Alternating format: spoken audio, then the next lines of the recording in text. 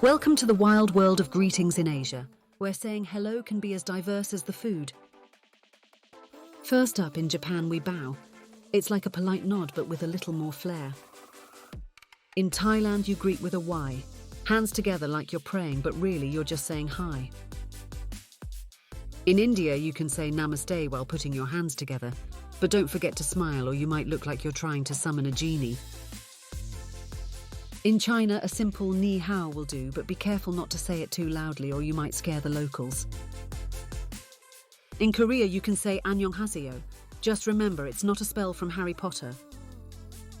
And in Vietnam, a friendly xin chao will make you friends faster than you can say pho. Just don't confuse it with sin chow. In Indonesia, you say halo. It's like saying hello, but with a little more flair. In the Philippines, it's kamusta, which sounds like a question, but it's really just a friendly greeting.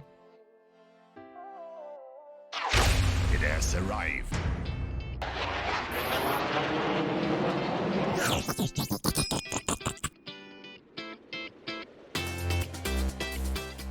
Now, let's dive into some do's and don'ts, because nobody wants to accidentally offend a local. Do greet everyone with a smile in Indonesia. It's the secret ingredient to a warm welcome. Don't forget to use both hands when giving or receiving something, unless you want to look like a one-handed bandit. In the Philippines, do ask about someone's family. It shows you care, just don't ask about their pet iguana's diet. Do smile and be polite, but don't try to hug everyone. Personal space is a thing here. And finally, don't point with your finger. Use your chin instead, because who needs fingers when you have a chin?